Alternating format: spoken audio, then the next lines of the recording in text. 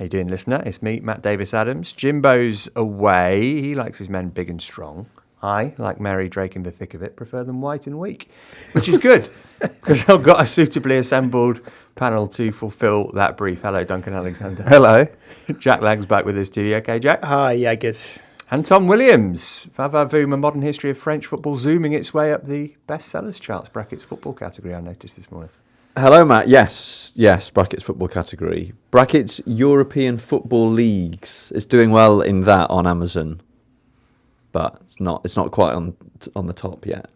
There's still time to conquer. If you haven't listened to Tom talking to Ian McIntosh all about the book, have a look on your podcast feed. It's probably somewhere there, just below this one. There's also an extract on theathletic.com today. There is indeed, from the Marseille chapter. Wow. Marseille in action tonight, Thursday, of course, against Atalanta in the Europa League. So there's a little retrospective Marseille piece there. And you might well have to add another chapter if PSG win the Champions League this season. And that is where we're going to start. Wednesday night at the Westfalen, it finished Borussia Dortmund 1, Paris Saint-Germain 0, a game that saw nearly as many chances missed as pints necked by Jamie Carragher. Tom, who had more reason to rue in the Ruhr? I mean, PSG in the sense that they created lots of chances, didn't take them. It was quite a peculiar game in that PSG had most of the ball, but there was a real kind of ebb and flow to it. You never really felt that either team was entirely in control. Dortmund scored at a time when PSG hadn't really been threatened. Ball over the top from Nico Schlotterbeck, and then that fantastic finish from Niklas Füllkrug. And then PSG created enough chances to win the game. Hit the post twice in quick succession through Kylian Mbappé and Achraf Hakimi. Fabian Ruiz squandered a couple of good chances. Ousmane Dembele put a really good chance over the crossbar.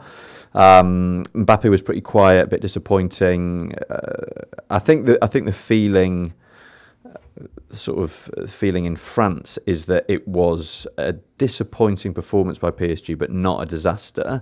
I think there's probably a sense that they will fancy themselves to beat Dortmund without too much difficulty in the return leg. But I think from a neutral perspective, it's probably the kind of result you want because it leaves the tie in the balance.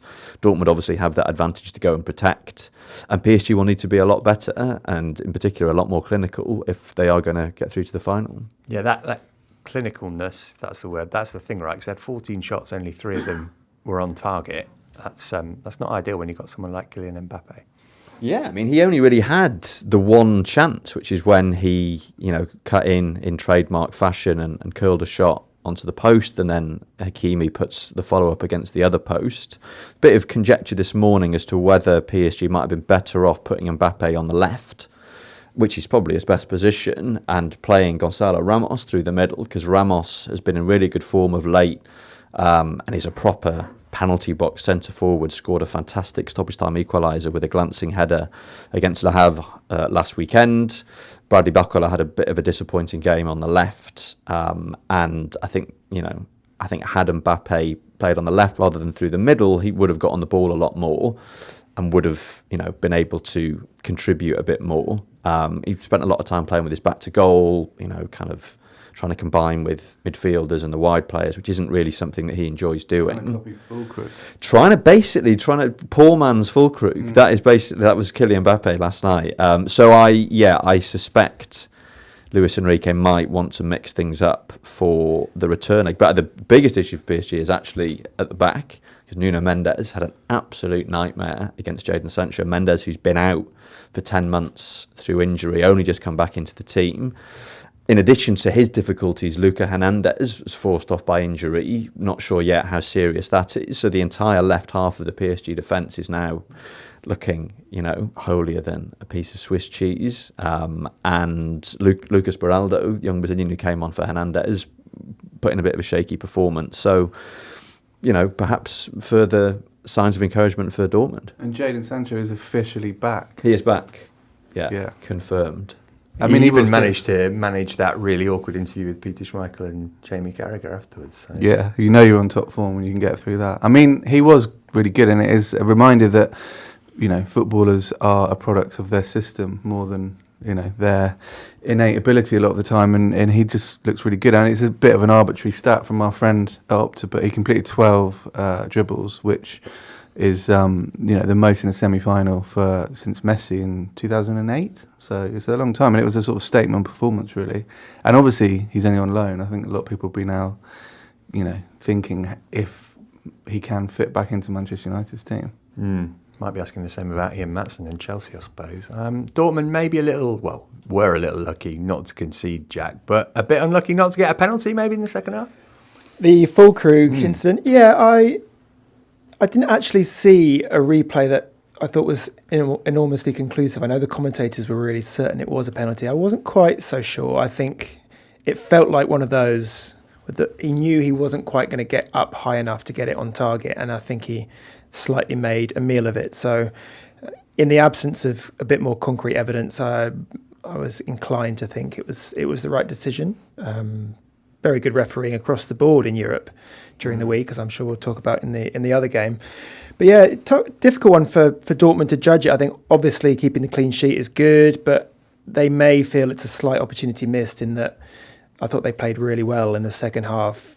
Sancho creating those chances, two within space of like 2 minutes, that little through ball through the defender's legs for Julian Brandt, and then the follow-up cross, which was landing on Füllkrug's head before Marco Reus kind of nipped in and took it off it.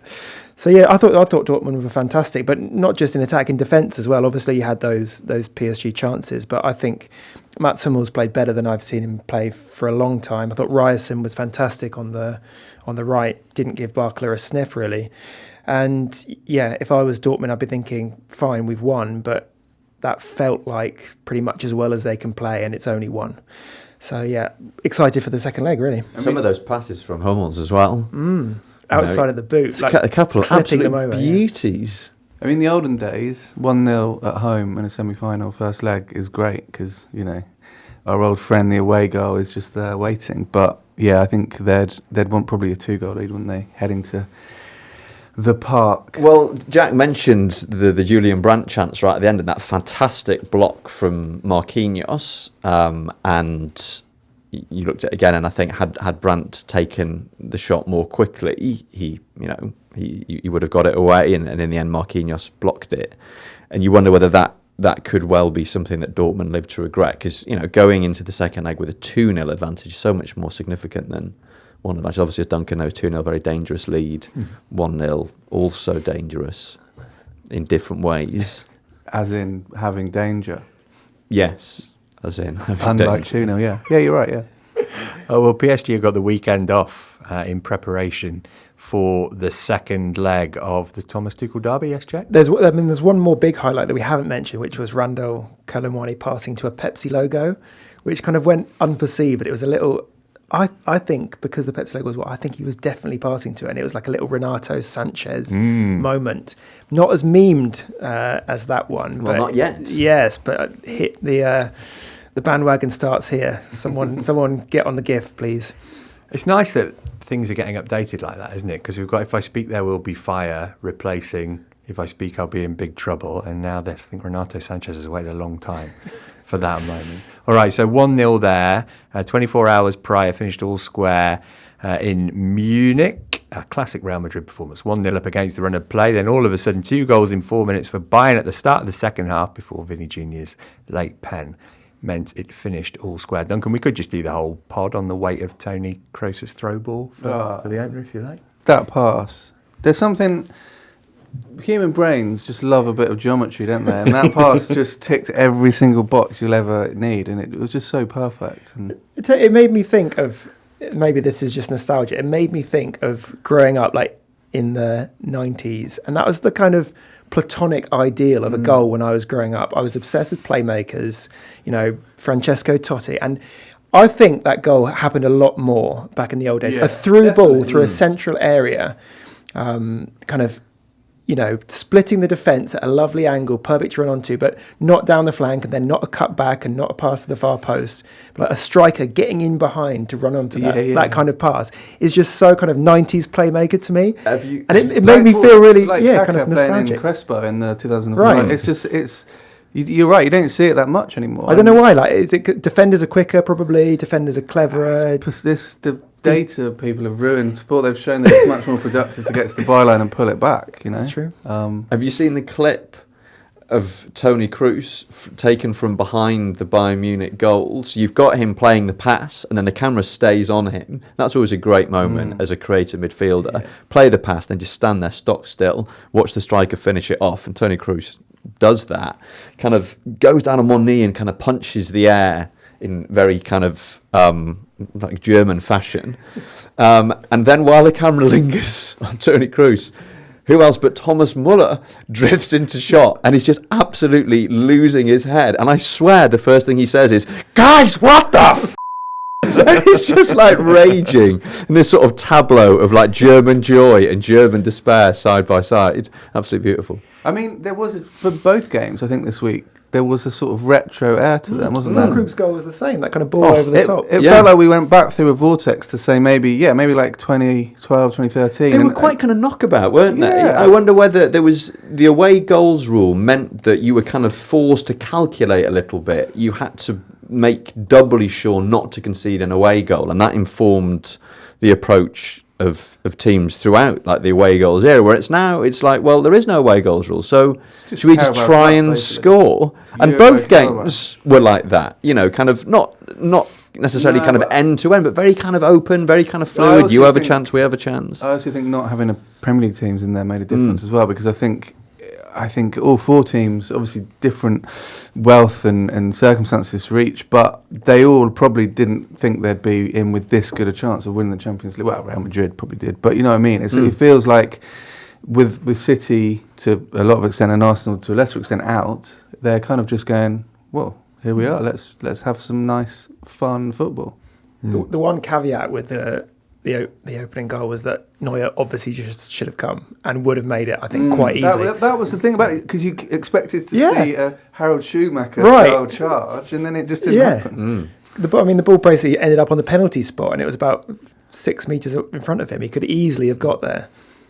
So Neuer may be at fault for that goal. I think Kim Min-jae, because he really commits him. I mean, completely falls into Vinicius Junior's trap, in that Vinicius Junior does the classic, you know, make it look as if you're showing for the ball to feet and then spinning behind. And Kim Min-jae just kind of like very 90s, very sort of 90s. It's the kind of thing you'd see on like a coaching video. Yeah, and like with Ian Wright saying, you needed like got to go short, then you dart in behind. You need like a Roadrunner kind of sound effect when he had to slam on the brakes and then like turn around, and Vinny Junior's running through. So yeah. So Kim making Eric Dyer look like Franz Beckenbauer, and then Harry Kane doing Harry Kane things, as someone younger than me might say. 43 goals in 43 games. I was going to do a whole bit, Duncan, on what Jude Bellingham said to him, but we know now. He said, "You're going to put it to the left," which is quite disappointing, but that's where he put it anyway.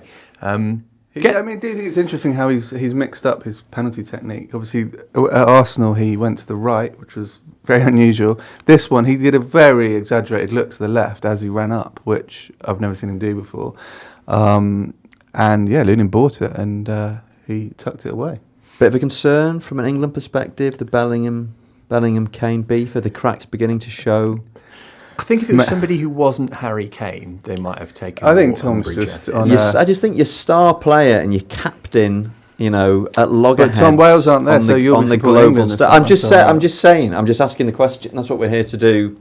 Yeah, maybe. If it does all fall apart during the summer, is this the first badge. fissure? Is it a cracked badge? Is this the first crack? Nah.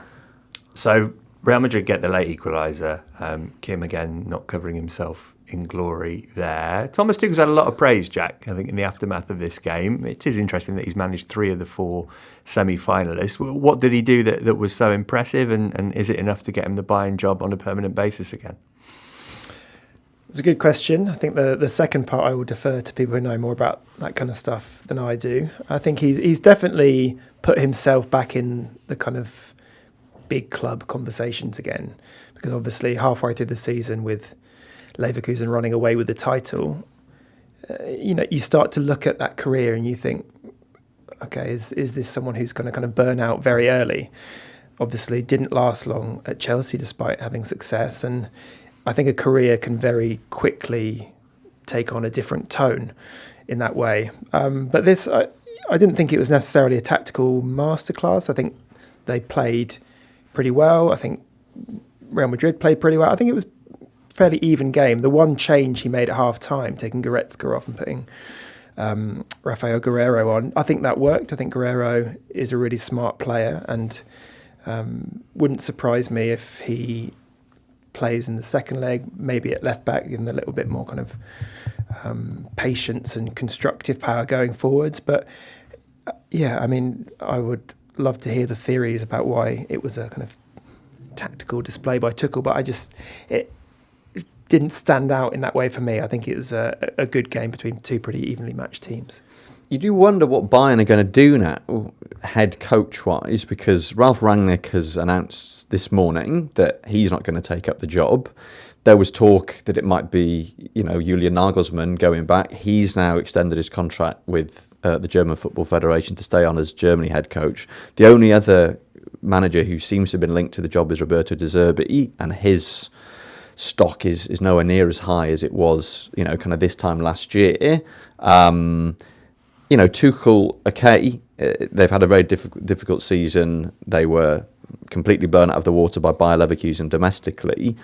But if he takes Bayern into the final, if he wins it, but even if he takes Bayern into the final, or if Bayern are eliminated by Madrid, but in honourable fashion, we've seen Xavi change his mind after announcing mid-season that he was going to depart. I wonder whether the most logical thing, will be for Tuchel to end up staying. It's very much a sort of glamorous version of the Terry Connor Mick McCarthy situation this summer, where, if you remember, Wolves sacked McCarthy, couldn't find anyone to replace him, so just had Terry Connor for the rest of the season. It feels like a lot of clubs have been like, okay, this summer we make a change. Obviously, some like Liverpool have to, and kind of looked at the market and gone, there's not that many out there. So, yeah, bring him back. We'll see. Who's making the final then, Duncan? I fear it, to be honest. I suspect that the home teams will come out on top in the second leg. So I think it'll probably be Madrid against PSG in the final for the Mbappé narrative to go off the charts. Is that your hope or fear as well, Tom? That is, as a guy who's literally just brought a book about French football, it would be helpful if PSG got to the final. I think they're probably favourites, and I think Madrid are probably favourites as well. And I think if that were to be the final, not to get ahead of ourselves, but I think you'd still have Madrid as favourites. I suspect if PSG hadn't had this quite kind draw that has paired them with Real Sociedad, Barcelona and Borussia Dortmund, they probably would have fallen by the wayside slightly sooner. Obviously, it's kind of worked in their favour, and they've kind of beaten everything in front of them so far. Obviously, they haven't beaten Dortmund yet, but I'm not sure they would have got this far had the draw not been so kind. Lots of narrative either way, Jack. Right? Most of it Tuchel based, but yeah, I just want to go back to Tom, not to be too myopic, but wouldn't it also be a bit annoying for PSG to win? Yeah, it would mean a second edition and probably more money. And that's no bad thing. My one regret at the moment is that the PSG chapter is about the modern PSG era, and I had to leave it as open-ended as possible because I knew it was going to come out end of April, and I didn't know when we sort of finally sent it to the printers like what PSG were going to achieve. So I've kind of fudged it as best as possible. You should have done 3 pages with different outcomes. Choose your own ending. Yeah. I'm aware with Steve Bruce, he can help you with that. You could do like when they do with Panini albums, where they put like an extra inset with all the players they missed out. You could just like have a page people can cut out and stick in the back cover.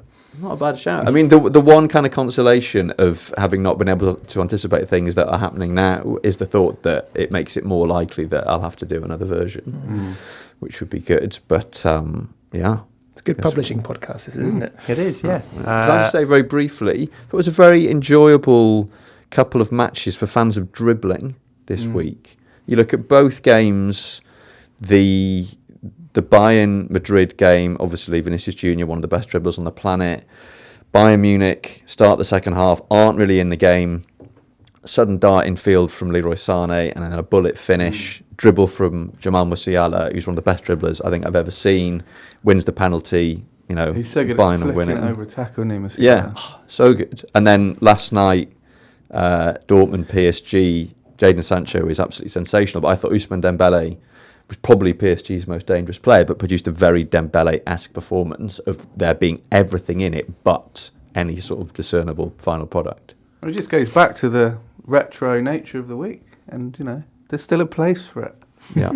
More 90s dribbles coming at you next week, Tuesday for PSG against Dortmund and Wednesday, Real Madrid against Bayern Munich. Both delicately poised. That'll do for the Champions League chat. We'll turn our attention to the Premier League next. A weird fixture list this weekend in that 7 of the reverse games were played at the end of September. 3 of them were played on match day 2 back in August. Duncan, you've got some explaining to do. Well, I'm not the fixture computer, so not entirely. I mean, So you claim. well, yeah, Never seen in the same room. true. Chelsea hosting Spurs at Stamford Bridge. It's a May meeting with Poch in one of the dugouts where the Blues have nothing to play for except scuppering Spurs' hopes of a successful season. And we've been here before. You can laugh, listener, because you know what happened, didn't you? Speaking of Chelsea, Jack, confirmed on Monday, Thiago Silva will be leaving this summer. Is he heading back to Fluminense? He's always said he wanted to end his career there, so I think at 39 now would seem to be the time. And yeah, I'm sure he'll be welcomed back there. He's had a very long and successful career. I think he's obviously faded a bit this season, dropped down the pecking order, but only 12 or so months ago that he was probably first choice centre half at a very strong Premier League team. So I think he can consider that a good final chapter in Europe. Does he get enough credit from observers of the Premier League who aren't Chelsea affiliated? I mean, we talked about this on Straight Outta Cobham, the Chelsea podcast from The Athletic on Monday, and we thought maybe no, because he doesn't speak much English. I would also add that maybe no, because most people don't like Chelsea. Yeah, I mean, it's almost like he's conducted his career in a way that he's tried to garner as few fans as possible. Like, because when he moved to Milan, he was a little bit late doing that because he'd had I think he had tuberculosis earlier in his career, I think. When he went on loan to Russia, wasn't That's right. Went home, back to Brazil, went to Milan. But he wasn't that young when he moved to Milan and had really success there. But afterwards, things that are going to make you not that popular in England, go to PSG for 7 years or whatever it was. And I think we have a natural tariff on PSG players having success in this country. And then, Chelsea, similarly popular. But, he's been a fantastic player for a long, long time.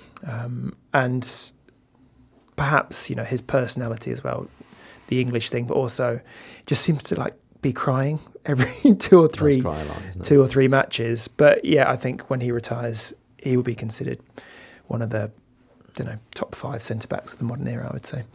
Yeah, one of the last links to old Chelsea too, and we'll miss Bell's social media output. So that's Chelsea Spurs tonight as we record. Some games happening this weekend that we can talk about. Sunday at 4:30 UK time. Get your good process tweets ready to go. Liverpool versus Spurs at Anfield. The reverse fixture gave us one of, if not the moment of the season. Duncan, are your eyes going to be fixed more towards the referee or any interaction between Jurgen Klopp and Mo Salah? Probably the latter, to be honest. It's as Liverpool's title bid has faded, that's kind of risen up as the alterno narrative. And I think in a normal season, you'd probably think Salah would be the one that might make way, particularly at his age. But obviously with Klopp going, I think it's one of those player power situations where Salah he doesn't have to worry, does he, about upsetting the manager because the manager's almost gone. But also, no one's going to take him with a year left on his contract on the money that he's on, right? Why would you pay money for him in the form that he's in and the money that he earns? The Saudis probably would. Well, yeah, I think last summer proved that the old 1 year left on a contract gambit is not as strong as it once was. I think looking back to the first game, what is not good about this game, but what is maybe satisfying is that the events in Stockley Park / North London of the first game aren't going to impact the title race. Like if Liverpool lost the league by a point or two, obviously everyone would be marching down to West London with devices to complain, but that's clearly not going to be the case. So, and it's weirdly probably a bigger game for Spurs now than it is for Liverpool. So, and as you say, we don't know how they've got on at Chelsea tonight at the time of recording, but if they manage to win there, I think they'll still think they've got a reasonable to good chance of hunting down Villa. I mean, it's a tricky end to the season for Liverpool because they've got nothing left to play for. Yeah. They can mathematically be caught by Aston Villa, but they won't be. They've got some awkward games in that they play the two candidates for fourth place, Spurs and Villa, back to back, away at Villa the following weekend, which is one of the most difficult fixtures in the league, and then a pretty winnable seeming home game against Wolves on the final day for Klopp's big send-off. But they've only won 1 in 5 in the league. And there's, the sort of the, if not the bad blood, then the kind of the bad atmos lingering after the Klopp-Salah spat. And, it's going to be an underwhelming send-off, I think, regardless, because hopes were so high up until so recently that they were going to, win the league and win the Europa League and yada, yada, yada. And actually it's going to be, just the League Cup. But I think they have to be careful that the season doesn't just completely derail, that they lose against Spurs, that they lose at Villa. And then, Klopp's big farewell ends up becoming a pretty monumental damp squib. Maybe helpful then, Jack, to be playing a team who are kind of around you in the table rather than, I don't know, Palace or Fulham at home. Yeah, you'd think so. It's a little bit of impetus maybe injected into things. I saw Ange Postecoglou's comments, I think they came out last night, about Arsenal's kind of nonsense at corners. And Postecoglou is so funny because he's just so committed to his shtick. He's quite rude, isn't he? He can be, yeah. Last night's comments were, about Ben White getting in between the keeper and the defender, or kind of disrupting the keeper at corners. He'd if I saw my players doing that, I'd say, cut it out, mate. And it's just it's like the way he says mate with everything. I really respect it because he's not deviating from that line at all. If anything, it's getting stronger and stronger, doubling down. I have a lot of time for that. Chuck a pal in every once in a while, just to spin a little bit. Do Australians say pal? I think it's yeah. What else do Australians say? Rack off. Rack off. Like no, that. Famously. Yeah. I go they drop a buddy in there, a bud maybe. A bud, bro. No, what was that? South African. That was quite New Zealand. That was no. We can cut that. I mean, just going back briefly to the football, I think stick to the language. Please, Duncan. These two teams, Liverpool, Spurs, at various points during the season were classed as title contenders. Spurs not so much, but they started very well.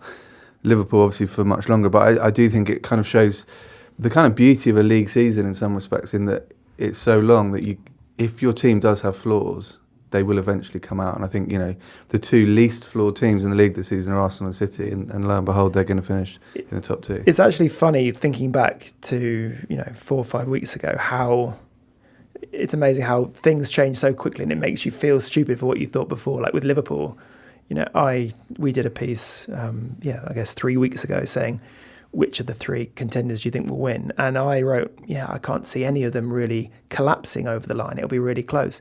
And now that seems ridiculous because Liverpool now, but that's with the benefit of, isn't it? Because they do, of all the clubs, they do have this sort of spirit and this, this means more. This is gonna, the passion will carry them through. And to be honest, a lot of times in Klopp's time, it has. But equally, there's been quite a lot of times where they have fallen short. And this is, I guess, the peak of that. I mean, further proof that this entire, industry, it's just one long fool's errand, kind of sticking your neck out and asserting things that within a week have just been torn to shreds. It's an unforgiving. Tom doesn't want to be back on the podcast. His producer Charlie would make that he's quitting. We're just talking about forgetting things that have happened previously. I'd completely forgotten how well Spurs started the season. I knew, they started the season well, but then they were top of the table. They'd won 8 of their first 10 matches. And no team's ever done that. Has ever finished outside the top 4. Yeah. So they statistically are still nailed on. And then, of course, won 8 of the first 10, drew the other 2, and then all fell apart against Chelsea. In that the 4-1 home defeat, 9 men on the halfway 9 men 8 men defending on the halfway line. I mean, one of the craziest Premier League games ever. So yeah, kind of looking forward to a repeat performance this evening.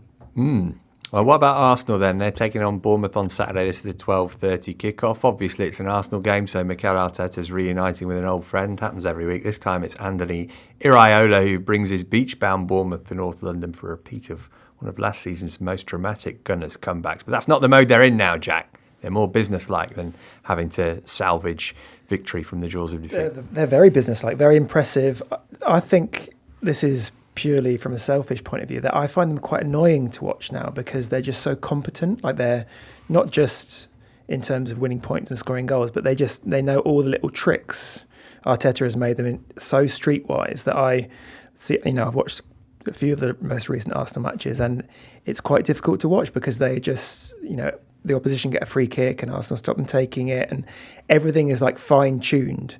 So, I guess the juxtaposition with Postecoglou over the set-piece coach, but that seems to be kind of applied in every area for Arsenal. And I think they're going to keep the pressure on City until the last moment. And it's an interesting dynamic that they keep playing before City. I think that changes next weekend, doesn't it? But for now, it's a nice little kind of seesaw dynamic over the course of the weekend. Obviously, this is a much tougher game for them. I think Bournemouth won't make it easy for them, but I think they'll get through it. I think there are similarities with the 2018-19 season. Man City finishing on 98 points, Liverpool finishing on 97. Arsenal having a sensational season. Their form since the turn of the year has been incredible. The amount of goals they've scored and the difference compared to where this team was a year ago when they were in the middle of the collapse that cost them the title. They're like a completely different set of players. Obviously, there are some new faces, but it's broadly speaking the same group. Obviously, the same coach. They had that very damaging home defeat against Villa, and you thought, is this the point at which the wheels come off? But they go win away at Wolves pretty comfortably, destroy Chelsea. Relatively convincing win at Spurs last weekend, albeit very nervy at the end. And you feel like they are probably going to win all of their remaining games, starting with this game against Bournemouth on Saturday. But, as was the case with Liverpool in 2019, it's probably just not going to be enough. Yeah, Man United away, then Everton at home. I would suggest that this is their hardest fixture left. Which, in the olden days, if you glanced at that fixture and saw the might of Manchester United and the historic weight of Everton, you'd be like, what the hell? Bournemouth? But, they're very good. And, I think it's going to be... If Arsenal can get through this, I actually, I think this is it. This is the stumbling block. That stat, I think Charlie Eccleshare said last week, with if you take away the first 9 games of the season, Bournemouth would be 5th. Somewhere, maybe in a theoretical universe, there's someone who lived in Tottenham and was a lifelong Spurs fan and then had to move to Bournemouth for work in October or whatever it was. Keith, yeah. And he's had to move to Bournemouth and he's like, you know what, I need to support a local team. And he's had a fantastic season. Just win after win. Yeah. How long will they keep Iraola for? I wonder. You'd imagine he's attracting some admiring glances. We talk about the paucity of managerial candidates. So the other title contenders then, Citizens versus Wolves. You'd back the Citizens if one of them was Nigel Pearson. You'd probably pick them in the next match we're going to talk about. It is City versus Wolves.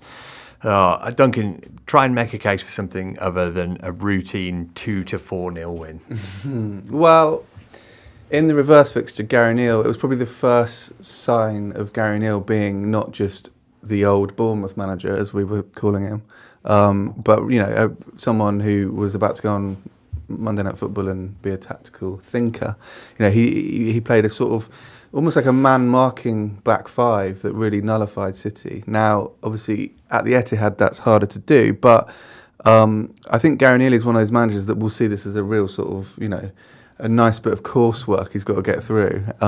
So, yes, City are strong favourites to win this, but I do think Wolves are probably more difficult opponents this season in that context than they would have been. So there is a chance.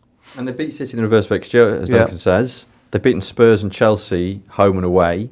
They're very unlucky against United on the opening day, coming off the back of a win over Luton last weekend after 6 games without a win. So they are a dangerous team. And City were really disappointing against Forest. I don't need to Yeah, tell they you gave that, up a Matt. lot I of mean, chances. they and Forest do occasionally cause problems for teams at the City ground, but City looked really off it, and up until Haaland came on and got the second goal, they were kind of wobbling. So there we go. We've done our best. They're a to wolf in build it wolf's out. clothing, people are saying. Yep. Gary O'Neill giving you any insights by the exercise bikes of late, Jack? I refuse to talk about this again. Is the other word. Yeah, I actually saw him again recently, but this anecdote was boring the first time, and now it's. I know producer Charlie asked you to say that. He didn't actually. I just wanted to crowbar in the fact that I did a commentary with him once as well. But instead of that, let's move on to Luton against Everton. It kicks off the weekend's action on Friday night. Long billed as a relegation 6-pointer, Everton decided they'd actually rather retain creative control over their own narrative. They're already safe unless they get a massive points deduction for going into administration. Well, that's the thing, isn't it? Is this the first ever relegation 18-pointer? Because Everton are currently more than 9 points ahead of Luton, right? But if they did go into administration, that's another 9 points lopped off. So if Luton can win this game and close it to 8, I believe, then it's in play. That's quite a big if, though. Well, it's right? a big with, if, but Luton, I'm just not trying to like build up some excitement for Friday night, Matt. Luton, no team in the top 4 tiers of English football have won fewer games than them over the last 14 matches, just one victory in that period. It is disappointing because around Christmas. Well, I mean, not that disappointing, depending on who you're talking to. But Well, I predicted them to stay up and Chelsea to come second. So yeah, I'm fighting a lot of fires right now. But they could have stayed up if they don't. But any team that stays up this season is going to do so with a very low points total, and it wouldn't have taken much. And, we talk about managers' stock with Iraola. Rob Edwards, he was flying high at one point, but faded a little bit. But I think still a pretty good job. A decent run in. Everton at home, West Ham away, Fulham at home. Everton potentially D-Mob happy. Fulham nothing to play for. I guess West Ham still in the mix for Europe. Can Everton ever be D-Mob happy? I'm not sure. You're allowed to be D-Mob happy when you've just, achieved your objective. there's such a funk over the club all the time, isn't there? I mean, I know the manager's made his debut in a music video this week, Sean Dyche. Do you want to hear my hot take on Sean Dyche, Jack? Yes, please. I think he's a contender for manager of the season, even though his team went 14 games without a win. Is that madness? No, I like that. I think that's probably about right.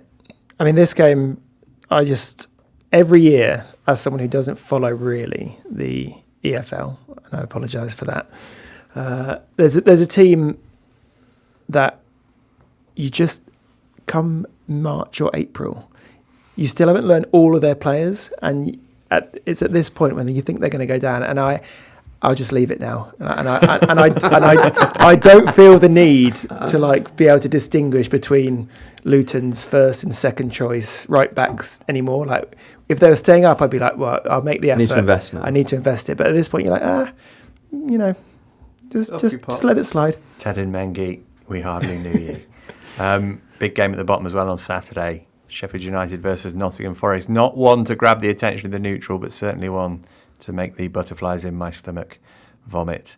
We are awaiting Forest PSR appeal verdict. It'll probably happen just after Charlie hits publish on this podcast. This is simply must win, Tom, against a team who they've got beef with. Tell us about that, please. It's basically playoff and Neil Warnock related. Playoffs 2003 and then playoffs in 2022. Believe it. It's extraordinary, isn't it? And you know what? He's never managed Forest, which is very strange to think about because you would assume he would have had a spell there at one point. But if you want a game to go and try and win, it's Sheffield United, albeit Forest are absolutely dreadful away. And I guess we don't really know what kind of mood the Blades will be in, their fate having been sealed, D-Mob or not? Yeah, I mean, they've had this absolutely wretched season. They have managed to avoid, breaking the famous Derby County lowest points tally record. But there is still a chance that they might break through the 100 goals conceded barrier, which would be a milestone of sorts. And it's not.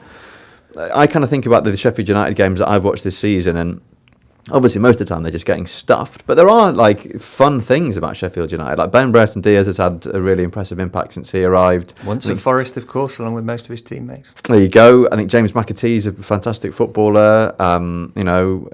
It hasn't been, from a neutral perspective at least, it hasn't been like complete doom and gloom. And I think from Forest's perspective, they are, potentially a fiddly opponent because they have got nothing left to lose. They've already gone down.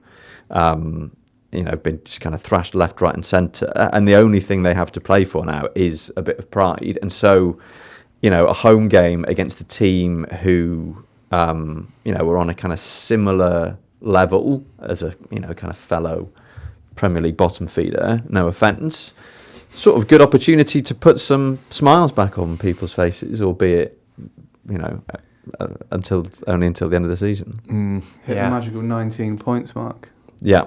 That's what they're aiming for. From a And Forest, if they could not concede 100 goals, Well, something to cling on to. that's going the something. sum of the springy step. Yeah. You think they How far off it are They're they? 3 off with 3 games to Three. go. There you go. So Forest at home, Everton away, Spurs at home. Yeah, obviously the last team to do it was Swindon, and they'd only let in 95 going into their last game of the season, and then proceeded to lose 5-0 to Leeds. And that was a 42-game season. Chris Fairclough scoring the 100th. I mean, I'm pretty sure Chris Fairclough would probably score the 100th this season. Well, look, from a Forest perspective, it has been incredibly disheartening to see us go from, oh, look, plucky Forest are back in the Premier League. That's nice, isn't it? To look at this bunch of We have got some Brazilians, though, Jack. Murillo and Danilo, and sort of Felipe, although he's pretty much finished. Murillo's only been playing football for a year. He's pretty good at it. What? He made his senior debut a year ago last weekend. For Corinthians. So I think he had previously played. He'd kicked a ball occasionally, but he's going to be in the Premier League probably one way or another next season. Yeah, I mean, from the few Forest fans I know, he seems to be a real fan favourite. Danilo's an interesting one because obviously he moved at kind of roughly the same time as Scarpa, I think, and was seen as the slightly less exciting out of those two. But you can correct me if I'm wrong. In the highlights I see, he looks pretty sparky, handy player. How's he been more generally? He tends to be good in March and April, but he's gone missing for a lot of the rest of the season. Let's hope that he can show up on Saturday. We'll rattle through the rest of the games. 2 of the league's in-form teams meeting at Check's notes. Turf Moor, the not very difficult place to go, will host Burnley against Newcastle. Burnley, Duncan, everybody's saying that they're the team that are going to stay up all of a sudden. They've got to play Newcastle, Spurs, and then Forest. So they're in decent form, 1 defeat in 8 games, but Newcastle are in far better form.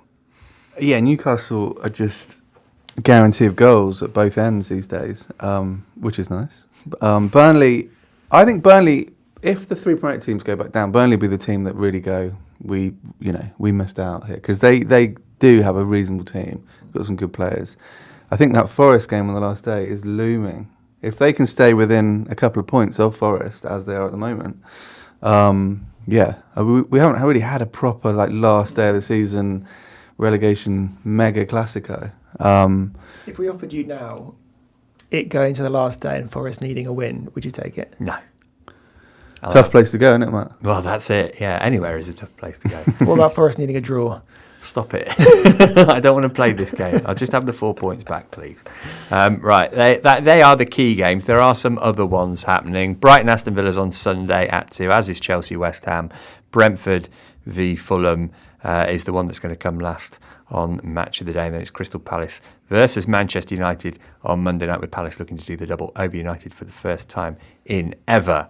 Elsewhere, it's the final day of the Championship season on Saturday. All 12:30 kickoffs. Final automatic promotion spot between Ipswich and Leeds. 3 points between them. 22 years since the Tractor Boys were a Premier League side. They just need a point at home to pretty much relegated Huddersfield to return to the top flight. You'll have seen a bit of Ipswich last season, Duncan. Well, everybody loves Kieran McKenna. Yeah. Didn't even win League One last season. No, but they were the best team I saw in League One last season, and I thought they'd do very well in the Championship. Did not think they would go straight up, which it looks like they're likely to do, and force Jack Lang into learning all about them. But Yeah, Kieran McKenna's done an amazing job, and 37, that is super impressive. And I would imagine plenty of clubs are, getting their special beady eye on him right now. But yeah, Ipswich, they're so entertaining. They're just like relentless. It's if for anyone who hasn't watched them, I think they'd be a lovely addition to the Premier League.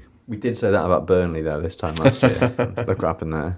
True, but I just think, I don't know, there's something slightly different about Ipswich. I think if you think back to the other teams that have gone straight from League One to Championship to Premier League, you had your Norwich and Southampton. I think there's something that I think gets kind of built into you when you do that for 2 years in a row. You almost become a little bit bulletproof. Whereas it never quite kind of felt like Burnley were bulletproof. They were just classy.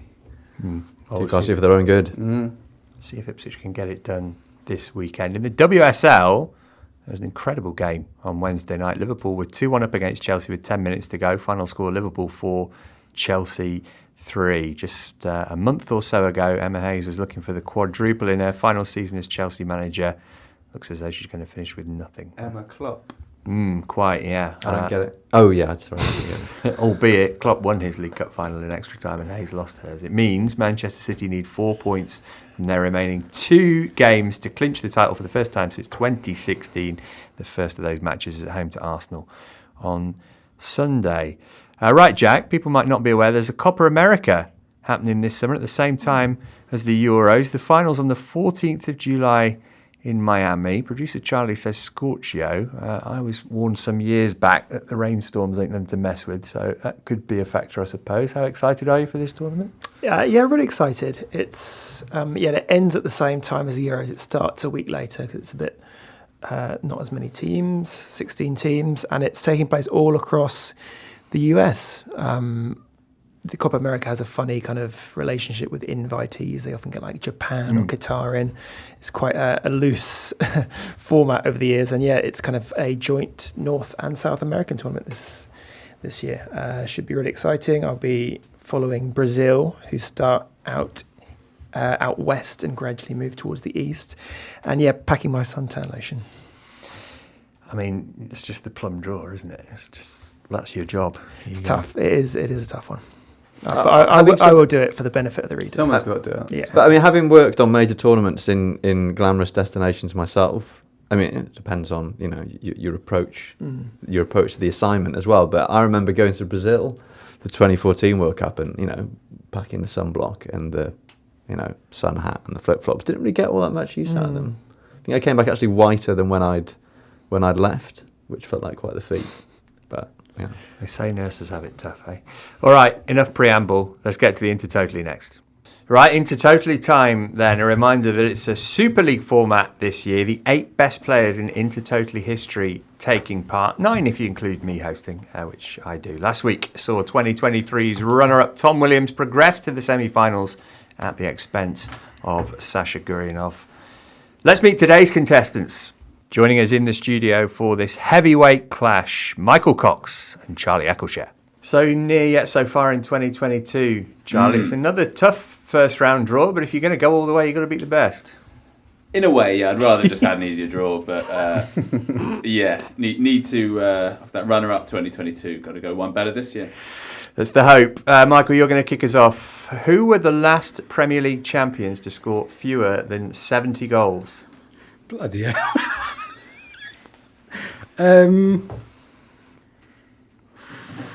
So you want a year and a team? Just the team. That's an incredibly tough question. I'm going to say Chelsea, maybe under that Mourinho first season. It's not right. Did you know the answer, Charlie? Is it United? It was Leicester City in There you go, 2015-16. Yeah. Kind of makes sense, I suppose. Memorable achievement, the second best achievement in the history of East Midlands. Should say, by the way, listener, we do have a live crowd in for this one in the form of Tom Williams and Jack Lang. So if there's any whooping and hollering, that's what you can hear. And the question master, Duncan's still with us too. Nervy moments for you, these, Duncan, right? Yeah. You want people to breeze through it. Live review. All right, Charlie, first question for you. How many times have the Premier League champions scored more than 100 goals?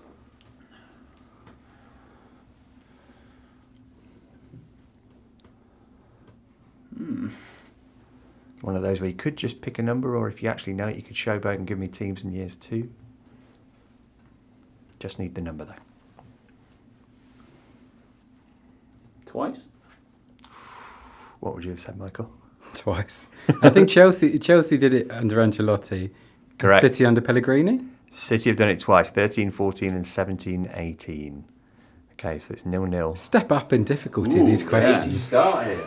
My past paper revision has not been easy. Penny for Nick Miller's thoughts now, the former quizmaster. Looks like your questions are harder, Duncan. Let's see if that continues with round 2. Michael, who was the first English goalkeeper to win the Premier League's Golden Glove?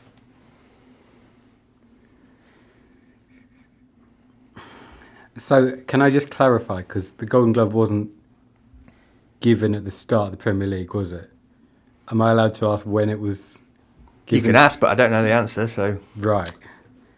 I think that's fair, and I think it came in. Hang on, Duncan hasn't been present for the other first round matches. This is giving Charlie. There's ambiguity in the question. Has it been backdated? No, Right. I've no idea when that award started. I think it's fair to say Yeah, mid 2000s it came in. Right. Controversy here. Ooh, I've got one question then I can ask. That's fair, though. It's not a real award. I mean, my thinking is, this isn't my final answer. I know Joe Hart won it. I can't think who else would have won it. Van der Sar. There haven't been many good English goalkeepers. I will go for Joe Hart. And you'll be absolutely correct to do so. 2010-11. So you're off and running, Michael. What about Charlie with question number 2? Who's the highest scorer, brackets all time, close brackets, in the Premier League, never to win the Golden Boot? So cumulative goals, but never took home a Golden Boot. That's a good question.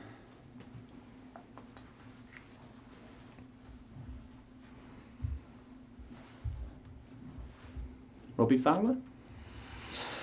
Robbie Fowler is incorrect. Do you know it, Michael? Rooney? Rooney is the answer we were looking for. Okay. Of course, yeah. So 1-0 to Cox. So we had such a familiar noise in intertotal. Yeah. Lex Question 3, Michael. Which former Premier League player scored 2 direct free kick goals, or DFK as it says here, in a single Champions League game for Galatasaray this season? 2 direct free kick goals in a single game. Former Premier League player. Can't think who plays for Galatasaray. All the old Premier League. Yeah. I really have no idea, so I'm just going to guess a former Premier League player who was good at free kicks and might be in Turkey, and just say Dimitri Payet. It's incorrect. Did you know it, Charlie? Zaha? It's Hakim Ziyech. Oh, okay, yeah. Man United's group, weren't they? Still 1-0 then. Low scorer, this one. They can sometimes be interesting contests. Manchester United, Charlie, set a record by doing something in each of their opening 4 Champions League group games this season. What was it that they did? Concede 2 or more goals every game? It's not right, Michael. This is a very hard question. I would have guessed that as well, to be honest. They conceded a penalty in each game. So it's still 1-0. Knowledge of that group is proving very useful. As we go to question 4 for Michael Cox, which is England men have won 2 of their last 3 penalty shootouts. Who did they come against? One was in the World Cup against Colombia, Correct. when I was in the Totally Football We studio. watched it together. Yeah, I was going to say, I remember you then. And the other one was in the inaugural Nations League, which was in Portugal. And I think it was against Switzerland. Oh, outstanding. And I was with Jack for that. And Tom for that. I was less excited about it, in fact. My reaction was probably less memorable. 2-0 then. Right, you've got to get these 2 to stand any chance, Charlie, or you're going home early or back to the office. Question for you is, who scored England's 3 goals against Denmark at the 2002 World Cup? I feel like this is banging your wheelhouse. That is in my wheelhouse. Heskey. Correct. Les Ferdinand. Rio Ferdinand. Have to I'll say your accept. first answer. And Michael Owen. And you're off and running. Yes. Solid. Mike. This isn't an Michael Owen. objection, but that was blatantly an own goal by the keeper. Yeah. The Ferdinand. Yeah. Let's spice it up a bit and give Charlie your final question next, so that Michael could then maybe tap in the winner. Who were the last Champions League runners-up to score more than once in the final? Ooh, Mean, Duncan. These are just mean, some of these. another good question. That at least feels work out of. Scored more than once in the final. Tell Charlie's a seasoned quizzer on the podcast, because you talk through the answers, which means there's no dead air, which is a crime. Don't just sort of lunge in. God, it doesn't happen very often, does it? But when? That's essentially the task. Is it Liverpool in 2000? Oh, sorry. Is it AC Milan in 2005? Looks at the judge. Yes, absolutely. We will accept that. AC Milan in 2005 was correct. We will go to Michael Cox's final question. And it's this. To win it in normal time. Who are the only club to win a European Cup / Champions League at Wembley more than once?